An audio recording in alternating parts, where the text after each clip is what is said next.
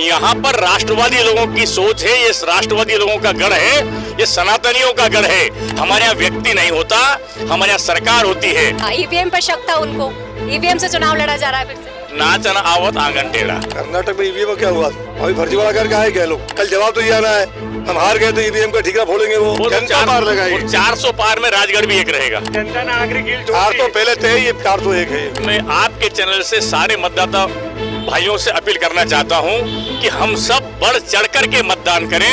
एक भी व्यक्ति ऐसा नहीं बचे जिसका मतदान नहीं हो, सारे लोगों को मतदान करना चाहिए। तो देखिए, अद्वैत मालवा आज पहुंच चुका है राजगढ़ के सुत्रालिया क्षेत्र में। आपको बता दें कि राजगढ़ रण यहाँ पर सजा हुआ है। एक तरफ दिग्गी राजा है, दूसरी ओर रोडमल नागर जी है। दिग्गी राजा दावा कर रहे हैं कि 33 साल बाद लौटे हैं, अंतिम चुनाव है, इस बार हार नहीं माननी है।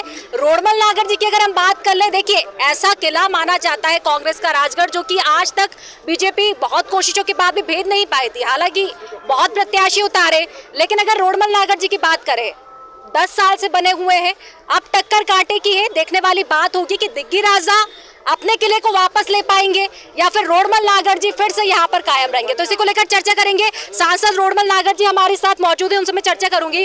नागर जी, देखिए फुल कॉन्फिडेंट में बीजेपी नजर आ रही है। विधानसभा चुनाव में देखा था एमपी के मन में मोदी, मोदी के मन में एमपी, एक बार फिर चेहरा वही है मोदी जी का। मोदी जी को लेकर आप चुनाव लड़ रहे हैं, इस बार कितना कॉन्फिडेंट है, क्या कुछ आपकी तैयारी?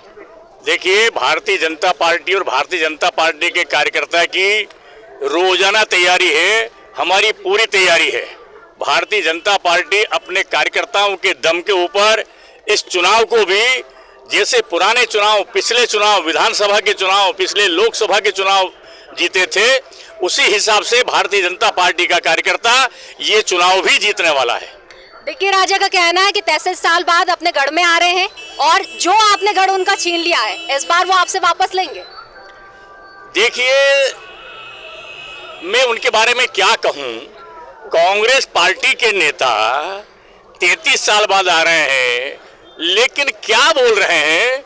मोहनपुरा डैम ये हमने बनाया, कुंडालिया डैम ये हमने बनाया, मेडिकल कॉलेज ये हम लेकर के आए, आदर्श कॉलेज ये हम लेकर के आए, व्यवसायिक कॉलेज ये हम लेकर के आए, रेलवे लाइन ये हम लेकर के आए। अरे इनको, ये तो रिकॉर्डेड है। 2013 में इन्हीं महाशय की सरकार ने, इसी कांग्रेस की सरकार ने इस रेलवे लाइन को झालावाड़ तक ला करके स्थगित कर दिया था, समाप्त कर दिया था। लेकिन 2014 में जैसे ही भारतीय जनता पार्टी की सरकार बनती है, हम लगातार प्रयास करते हैं। आदरणीय प्रधानमंत्री जी के फास्ट ट्रैक में वो लाइन आती है और अगले साल वो पूरी हो जाएगी।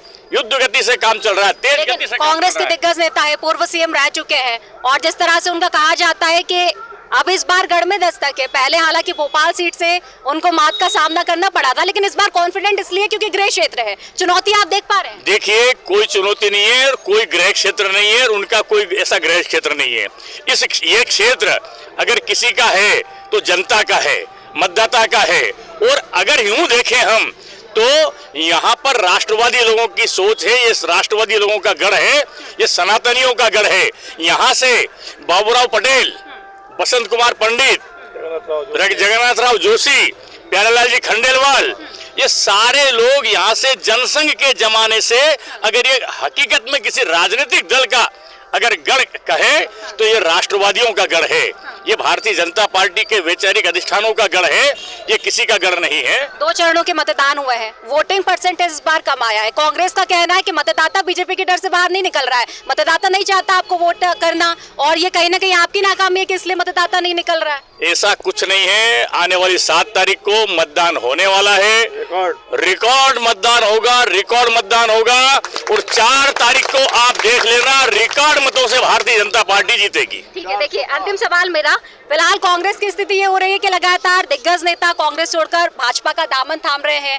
भाजपा इसे बता रही है कि हमारी रणनीति से प्रभावित हो रहे हैं। कांग्रेस कह रही है कि प्रेशर पॉलिटिक्स आप कर रहे हैं क्योंकि एजेंसियां आपने खरीद ली है, इस तरह के आप पे आरोप है और इस वजह से प्रेशर पॉलिटिक्स करके आप उनके नेताओं को डरा रहे हैं। देखिए, कांग्रेस ने जो राजनीति की है वो जातिवाद की है, क्षेत्रवाद की है, भाषावाद की है, अलगाववाद की है, यहाँ तक कि आतंकवादियों को भी संरक्षण देने का काम समय समय पर कांग्रेसी और ये महाशय कर चुके हैं। हकीकत में इस देश की जनता को, इस देश के नेताओं को, इस देश के प्रबुद्धजनों को समझ में आ गया है कि कांग्रेस ये गए समय की बात हो गई है, कांग्रेस समाप्ति की ओर जा रही है।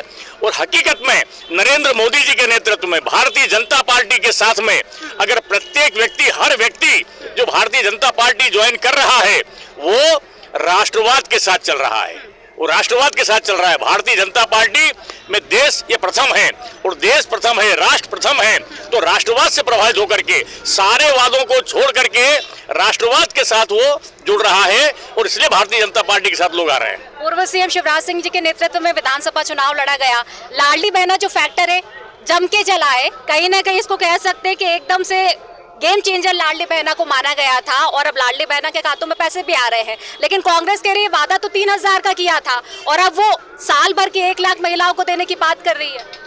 देखिए, भारतीय जनता पार्टी ये संगठन आधारित पार्टी है। कांग्रेस कितना ही इसमें भ्रम फैला ले, कुछ होने वाला नहीं है।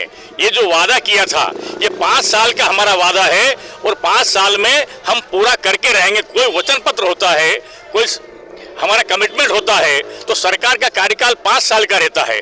और आदरणीय उस समय के मुख्यमंत्री जी ने और इस समय के मुख्यमंत्री जी ने, हमारे यहाँ व्यक्ति नहीं होता, हमारे यहाँ सरकार होती है और सरकार की नीतियां होती है और सरकार की नीतियों का पालन करना हम सबका दायित्व होता है। और इसलिए ये सारे जो वादे हैं हमारे ये पूरे हो रहे हैं, आगे और होंगे। सर, आपसे भी मेरा यही सवाल है। देखिए, विधायक है, करेक्ट आज की डेट देख ले, 3 मई हो चुका है। विधानसभा चुनाव 3 दिसंबर रिजल्ट आए थे, 5 महीने हो चुके हैं। अब तक क्या कुछ विजन रहा आपका? भारतीय जनता पार्टी के जो कुछ नजर आपके चारों तरफ भारतीय जनता पार्टी की सरकार का ये हाँ। दिग्विजय सिंह की से आपके चैनल में सवाल पूछे क्या कि मिस्टर बंटा ढार आपके खाते में क्या लिखा है मध्य प्रदेश में? कभी पूछा आपने? वो तो चालू करो चैनल पे। बिल्कुल। कहाँ बताया आपने आज तक? तो हमारे ऊपर चढ़ रहे हो आप तो सवाल। दिग्विजय सिंह, मिस्टर बंटा ढार इस प्रदेश में अगर कोई सही पॉलिटिक्स वाला व्यक्ति होता तो अपना चेहरा दिखाता नहीं है। इस प्रदेश को बर्बाद किया है, पूरी तरह गड्ढों में धकेल दिया, अंधेरे में धकेल दिया, बेरोजगारी में धकेल दिया, उद्योग विहीन कर दिया, धंधा विहीन कर दिया प्रदेश को। सारे जब भाजपा सरकार में आई तो लाखों करोड़ के कर्जे में प्रदेश को छोड़ के गए मिस्टर बंटा ढार। उनको तो यहाँ अधिकार ही नहीं है जमीन पे पैर रखने का। अब सोडेला शहर में खड़े हो यहाँ घूम के आओ बाजार में कि दिग्विजय सिंह ने क्या किया यार, हमने क्या किया।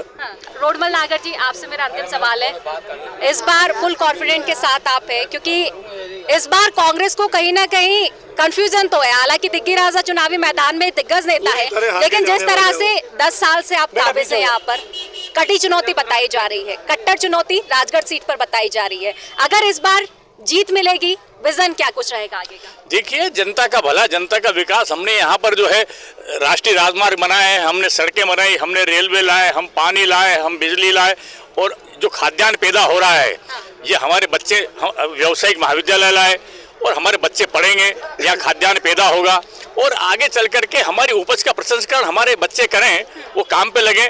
किसान को काम मिला है, अब जो पढ़े लिखे बच्चे हैं उनको भी काम मिले, व्यापार व्यवसाय करें, ये हमारा अगला संकल्प रहेगा। दिग्गी राजा ने एक कोशिश और की थी बैलेट पेपर से चुनाव लड़ने का, ईवीएम पर शक था उनको, ईवीएम से चुनाव लड़ा जा रहा है फिर से। नाचना आवत आंगन टेढ़ा। कर्नाटक में ईवीएम कहाँ गई थी? कर्नाटक में ईवीएम में क्या हुआ? दिग्विजय सिंह बात करो जरा, अभी फर्जीवाड़ा करके आए क्या लोग?